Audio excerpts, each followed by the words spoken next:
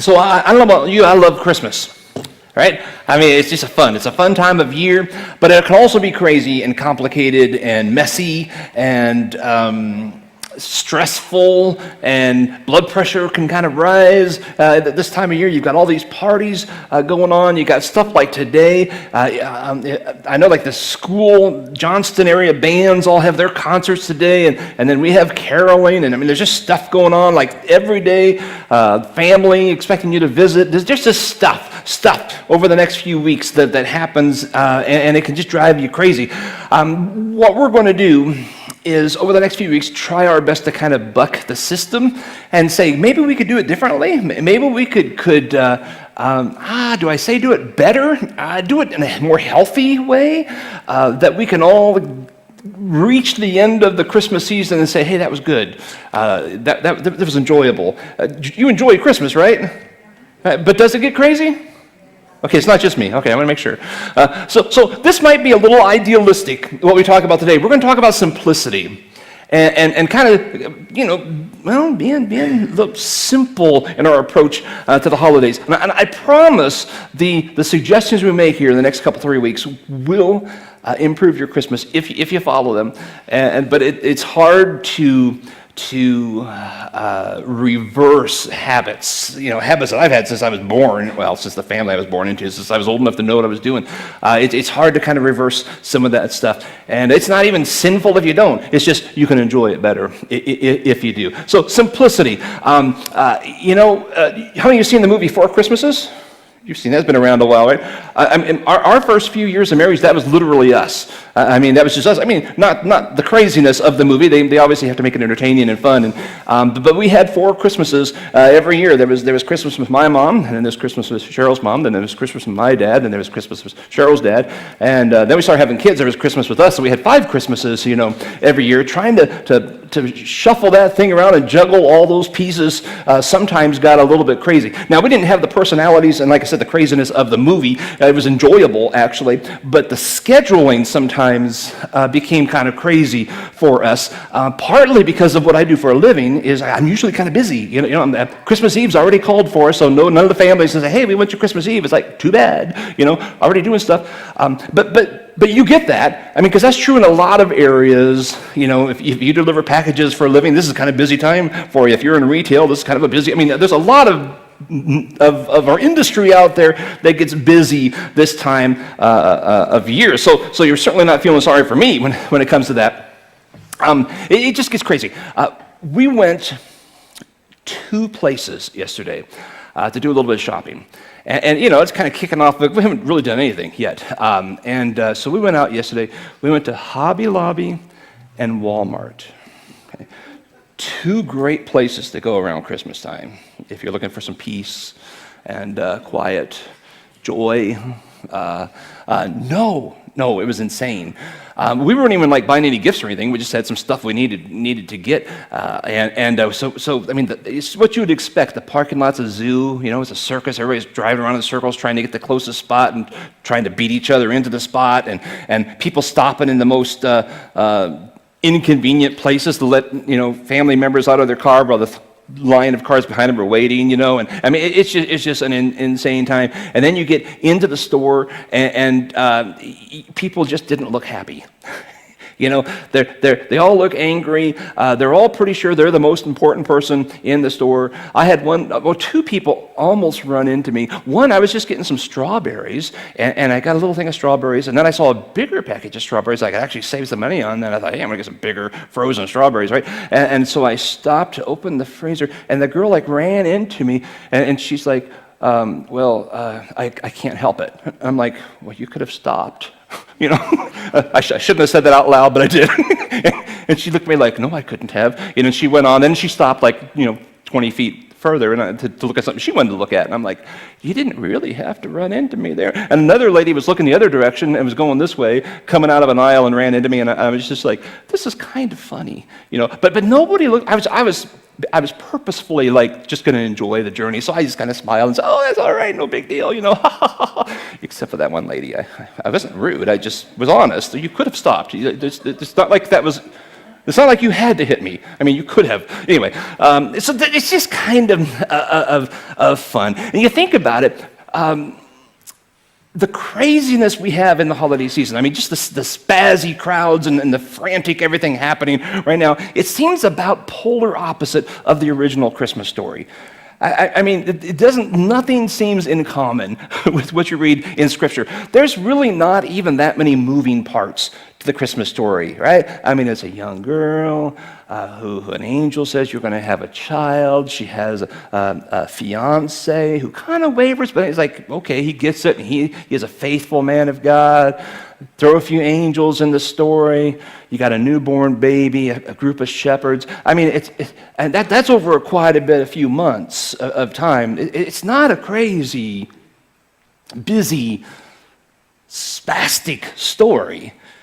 Not at all. No parties, no tinsel, no trees or decorations. You know, it's just a little newborn baby in a stable. So here's an assignment for you. Try going shopping this week, and just sing in the back of your mind the song "Silent Night" and see if it matches up with what's going on.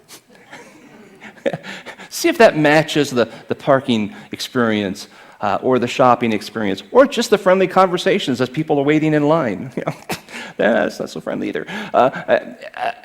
We've kind of missed it somewhere along the line, and to be honest, we're the ones who are complicating it. You know, we can't blame everybody else. We're part of that, right? I was there. I was driving around too. I was one of the cars trying to find a parking spot. You know, I mean, I was there too. So what I want to talk about, just briefly, just some practical stuff today, is how to uncomplicate this whole Christmas season.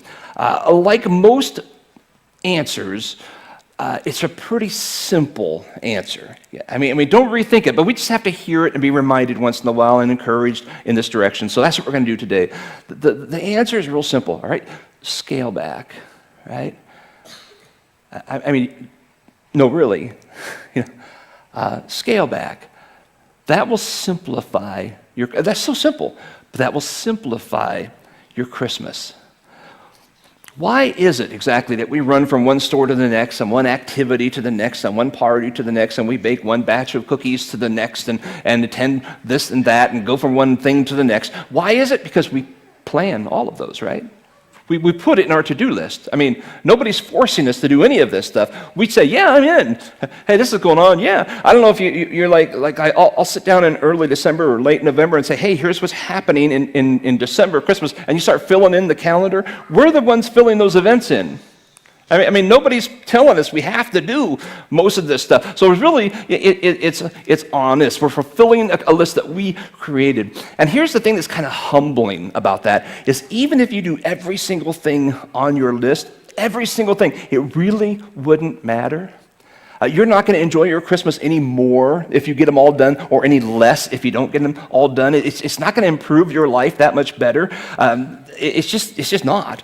My go-to scripture when I think of simplicity, when I think about scaling back, when I think about big picture stuff of our schedules, my go-to every time, my first thing I think of is Ecclesiastes 2, where Solomon, who's like this incredible, he's accomplished so many things, look at his life and says, really?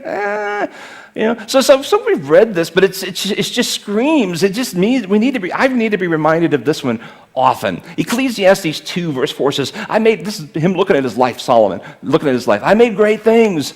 I built houses and planted vineyards for myself. I made myself gardens and parks and planted them in all kinds of fruit trees. I made myself pools from which to water the forest of growing trees. I bought male and female slaves. I had slaves who were born in my house. I had also great possessions of herds and flocks, more than any who'd been before me in Jerusalem. I also gathered for myself silver and gold, the treasure of kings and provinces. I got singers, both men and women, and many concubines, the delight of the sons of man.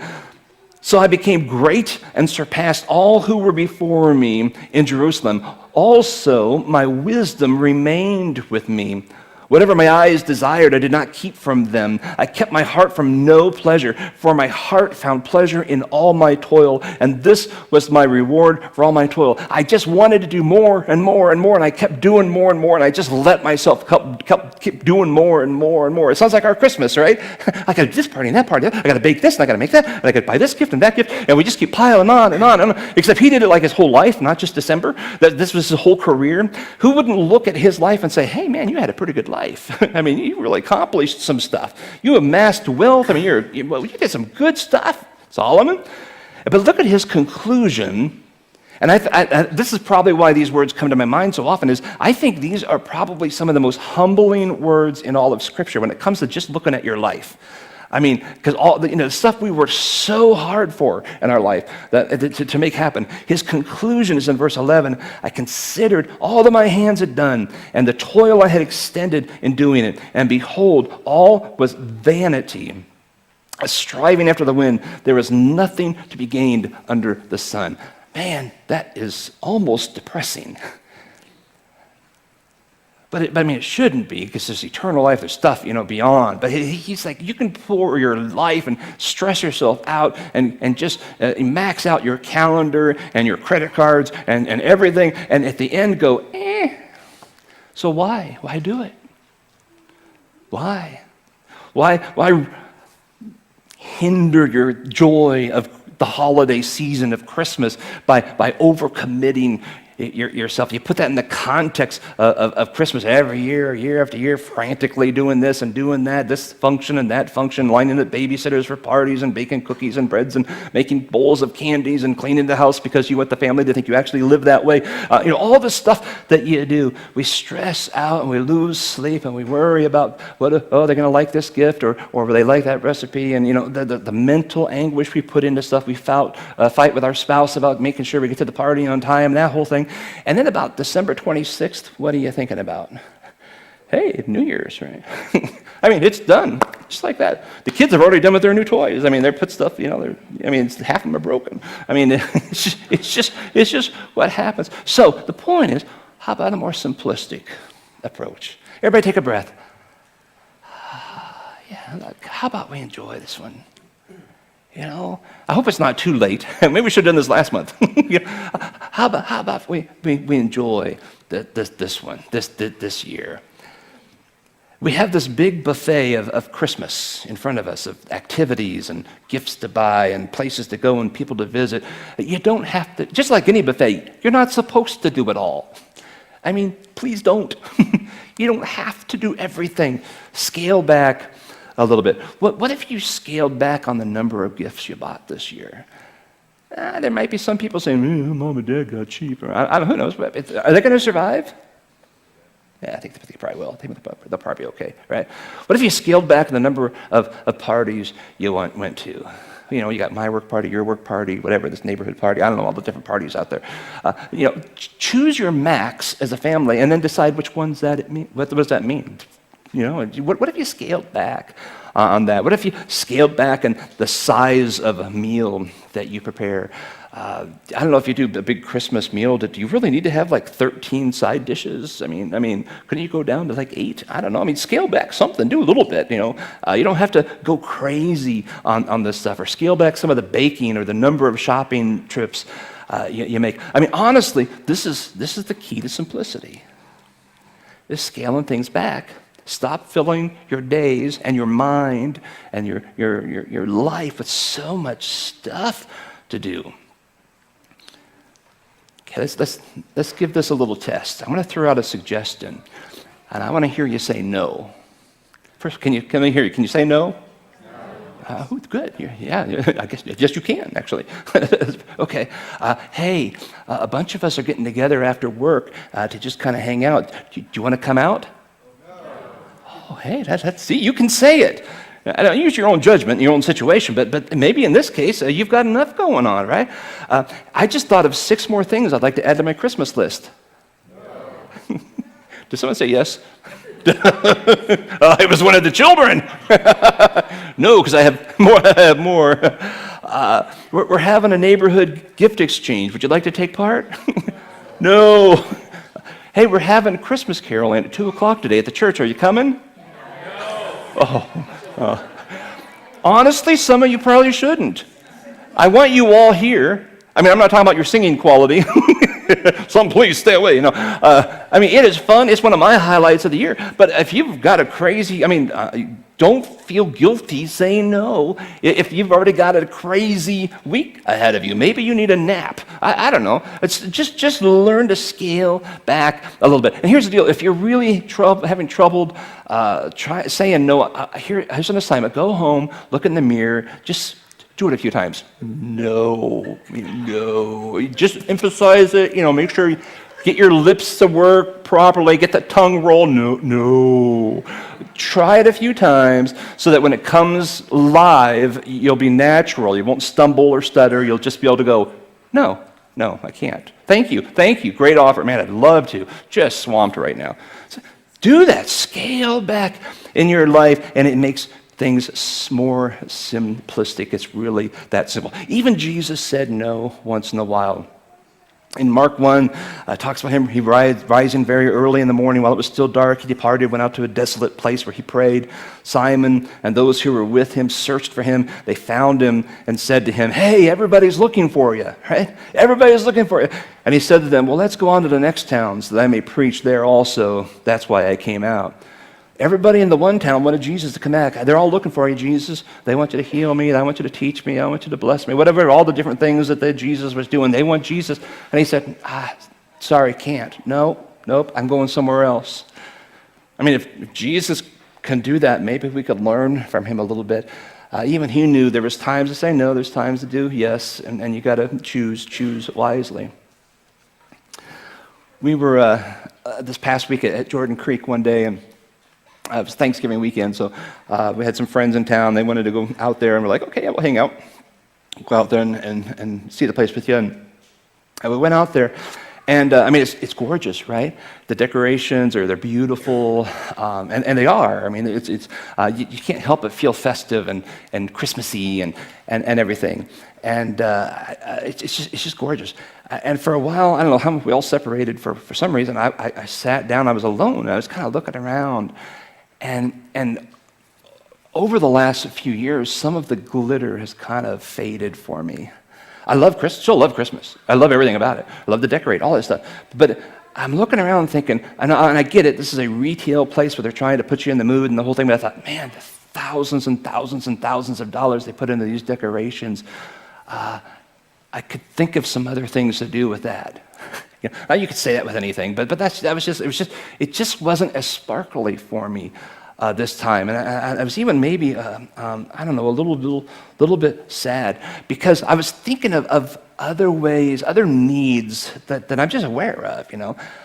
I have it's been more difficult for me to get into the hype of Christmas when I've been to an orphanage in Zimbabwe and seen how children responded to a $5 pair of shoes that your kids decorated and hand wrote a note to, and how their eyes lit up and their world changed because they had a pair of shoes.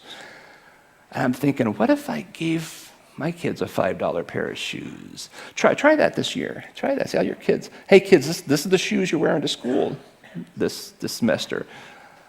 They don't have a name brand on them, and they're not super cool, and somebody hand-painted a cool design on it, but that's your shoes. I can imagine how that would have went over, in my house. No, it's not bad. I'm just saying it just has taken away some of the glitter for me. Or when we took a crew down to Oklahoma a few years ago after a big tornado, and there was just devastation, and there was an entire neighborhood completely wiped out. I mean, gone, right? And we were helping some of the area just recover, literally taking their homes out to the street so the garbage could come and pick it up. I thought, now there's some need. Man, if someone needs a gift, We have so much excess, do my kids really need, another this or another that, or another color of shirt that they have 6 of already, or, all the stuff that we do. We took a crew to Louisiana a few years ago when they had all that flooding down there, and we were helping people carrying their damaged property out to the curb, and we talked to so many people who just lost a lot. Through that whole thing, I thought, now, there's a need. There's a need, and there's always needs. There's always that. It becomes easier to scale back when you've been in the presence of people who really have nothing. And it kind of takes us out of our own little world. And not wrong with the world we live in. I'm not trying to do a guilt trip. None of that. Oh, you terrible Americans. That's not all what I'm saying. I'm just saying, man, I have so much that I can bless people around me with. I'm learning. I still struggle like everybody else. I'm learning to say no to some things so that I can be a blessing and help people with bigger needs. Right now, our little Matthew 25 tree out there, there's little tags on there for $5 chickens. We're sending chickens to Liberia, to families where they're not only getting a chicken to raise, but they're getting education on how to raise chickens. So we're helping this thing. It's like, $5. I can go to a movie and spend $50 without even thinking. Get a movie, get a popcorn, get a drink, bring my wife. There's $50. Bam! There's 10 chickens. I should have looked this up. What's a group of chickens? They're not a flock, whatever. But that's a bunch of chickens for a family to raise in a future, lots of meals. Someone said, I asked the first service, what is that called? They're called lunch. And it's like, yes, it will be lunch eventually, but it's a bunch of lunches, and an education of how to do. It's like, not that it's bad to go to a movie. I still go to movies, but I go to less movies, I can say that, so that I can do things like, I have bought 5 chickens, and I think, well, I don't know what's going to happen there, but I'm going to help some people in Liberia with chickens. That's just kind of cool. I love how there's so many of our families that for $20 a month are sponsoring a child in Zimbabwe with the Living Proof program. We have our stuff out there, and there's pamphlets and stuff, and it's so cool to think that $20 literally changes a family's life and the future of this child. We're clothing them and giving them an education and giving them a future, and I think, man, how many times do I spend $20 without even thinking about it? I mean, just don't even think about it. And if I'm more intentional, scale back in my life, I've able now to be able to sponsor 2 of them, and so now we have 2 kids that we've changed their families, not only them, but their future generations. I mean, what they're trying to do, because with this education, is literally change generations. $20. We live in excess. We have so much. Again, don't feel guilty. Be glad God's blessed you. And what an opportunity we have to do something with that beyond ourselves.